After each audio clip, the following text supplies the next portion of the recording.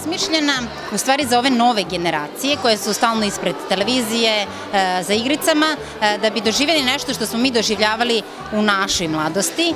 Dakle, u velikoj sali Donka Špičak, su predstave koje igraju deca, za decu. A u maloj sali su radionice i tu smo doveli vrhunske ljude iz našeg posla koji će deci držati radionice, prenoseći im njihovo znanje iz raznih veština. Ne znam, reditelji, scenografi, kostimografi, a takođe u Ćošku imamo i studio N1. N1 nam inače medijski pokrovitelj ove godine i odatle će biti svi izveštaji o celom događaju, tako da će deca učiti i novinarstvo ove godine. To nam je novost. Prvo, da se druže na jednom mestu i da provedu ceo vikend sa svojim vršnjacima. Takođe imamo volontere iz raznih školica koji moraju da uče i kako da dočekaju goste, kako da se pozdrave, kako da ih smeste, šta rade. Znači, oni doživljavaju u stvari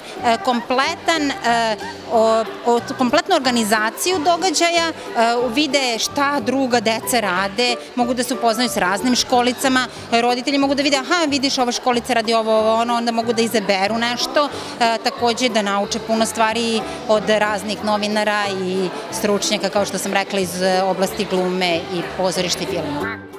Ja ću danas sa klincima raditi isključivo iz glumačkog ugla. Dakle, ja ću se potruditi kroz razne vežbe da im pomognem kako da oni se što bolje predstave u javnosti. Javnost ne mora biti samo širok krug gledališta, to je moguće da bude i pred 5 ljudi, pred 6, ako odu u neku školu engleskog, ako odgovaraju na času, često ih roditelji dovode u školu glume zato što imaju nedostatak samopouzdanja. Probat ću malo da im pomognem da bolje govore, da imaju bolju artikulaciju, dikciju, da i osveste svoje telo i da budu svesni koliko je neverbalna komunikacija važna u komunikaciji. Ona je mnogo važnija nego ono što govorite. Dakle, ona nosi 55% od prvog utiska, a ono što govorite nosi samo 7%.